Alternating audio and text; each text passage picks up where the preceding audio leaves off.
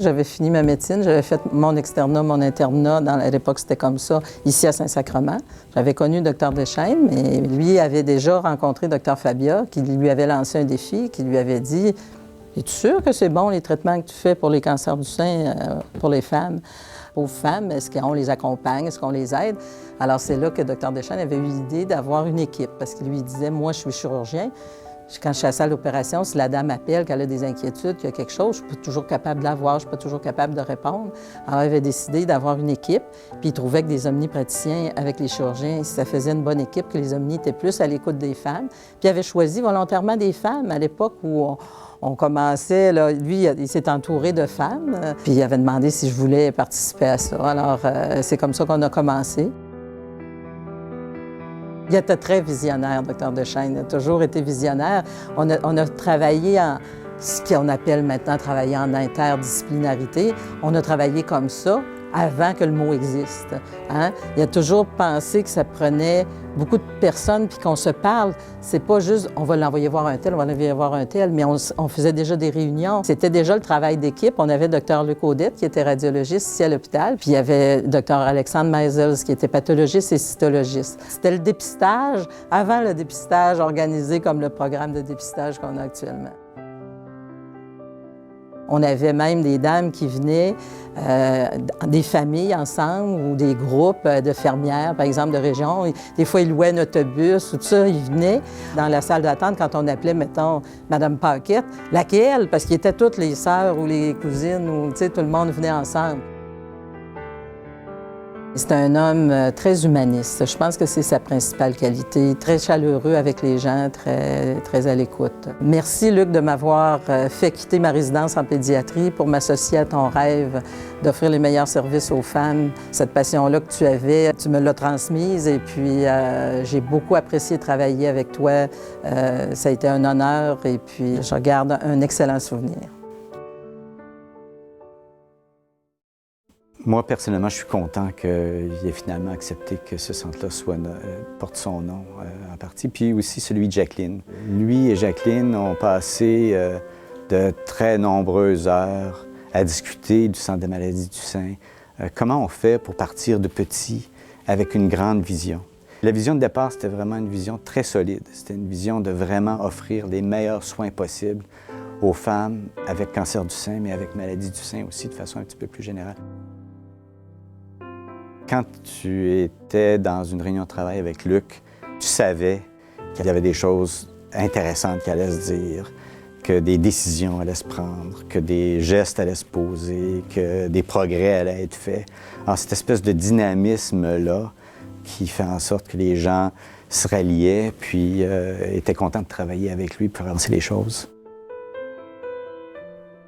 Luc est un homme qui alliait à la fois une très grande humanité, une très grande intelligence, une énorme énergie, un enthousiasme débordant, mais en même temps, Luc a toujours été humble. Ça prend beaucoup de qualité pour être capable de faire ce qu'il a réussi à faire. Luc, je suis très, très content qu'à Québec, ici, maintenant, il te rende hommage. Puis ils reconnaissent la belle contribution que tu as pu faire, non seulement ici à Québec, mais aussi à l'échelle du Québec et du Canada.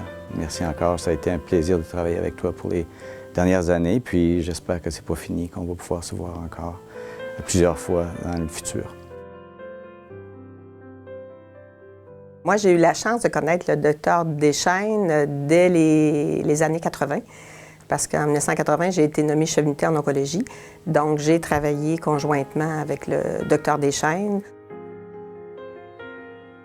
Bien, c'est sûr qu'il était impressionnant par sa grandeur, sa stature, mais un côté très humain, très ouvert à l'autre, très attentif. On sentait tout de suite qu'on voyait en lui l'expertise, la passion, puis tout ce qu'il pouvait comme transmettre aux autres. Puis c'est comme ça aussi qu'il a structuré avec son leadership puis son expertise toute l'équipe du Centre des maladies du sein Deschaines-Fabia.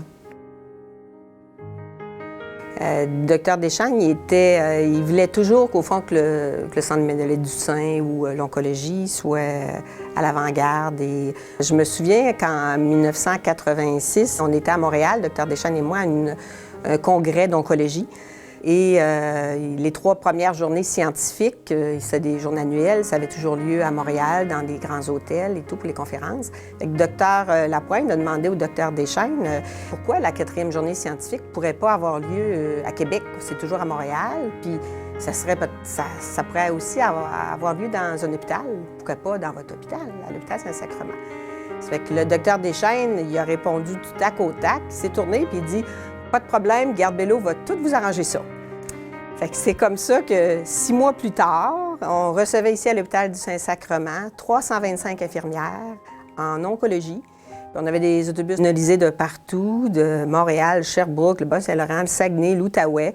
Fait qu'on avait tenu la 4e journée scientifique de la Fondation québécoise du cancer ici. Le docteur Deschaines, il savait comment mettre sur la carte, au fond, le centre des maladies du sein. Puis ça a été vraiment un point tournant aussi. Là. Ça fait en sorte que les infirmières du côté de l'oncologie et tout étaient davantage reconnues. Et puis le centre des maladies du sein aussi, là, comme point de référence. Docteur Deschaines, j'ai été privilégiée de travailler avec vous, de vous côtoyer. Et puis, vous m'avez transmis votre passion de l'oncologie. D'ailleurs, je travaille encore dans le domaine de l'oncologie, plus précisément dans le dépistage cancer du sein. Fait que je veux vous dire merci. Bravo pour l'ensemble de votre œuvre et puis merci aussi au nom de toutes les femmes. Docteur Deschaines, je l'ai connu lorsque j'étais résidente, donc étudiante en chirurgie. Et ça a été probablement un des premiers chirurgiens que j'ai vu opérer à titre de résident. Il était sensible, à l'écoute des autres. Pourtant, c'était un homme occupé qui courait Ce que je me souviens du docteur Deschaines, c'est qu'il courait tout le temps. Il avait des réunions partout, il était occupé à l'université, occupé au Collège Royal, il courait tout le temps. Et pourtant, quand il s'arrêtait et qu'il prenait quelques minutes avec nous, et c'est ce que les patients me disaient aussi, il y avait l'impression qu'il passait beaucoup de temps avec le docteur Deschaines dans le bureau, mais c'était pas toujours si long, mais il était qu'à nous. Ah, tout à fait. Ses bureaux étaient toujours pleins, puis, comment je pourrais dire, il avait vraiment le tour avec les patients, dans le bon sens du terme, là, on s'entend tous, toutes les patientes l'aimaient.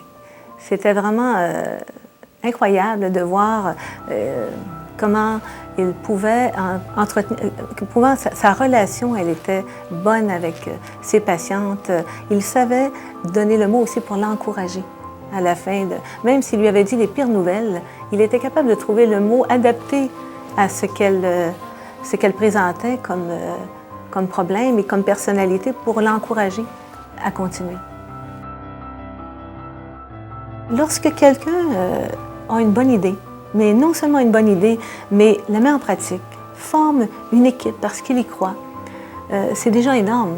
Mais si elle lui survit après, c'est parce que cette personne-là, non seulement va avoir une bonne idée, mais elle va avoir su nous donner l'importance de cette idée-là et aussi combien ça serait triste de ne pas le continuer. Donc, il faut qu'il nous ait donné sa passion de continuer ce qui a été entrepris. Et actuellement, on le sait, le Centre des maladies du sein Deschaines-Fabia rayonne à travers le Québec, à travers le Canada et même internationalement. Puis pourquoi? Bien, c'est parce qu'en 1974, il a eu une bonne idée. Il a eu une bonne idée qu'il a su partager puis qu'il a su faire vivre aux autres. Docteur Deschaines, merci.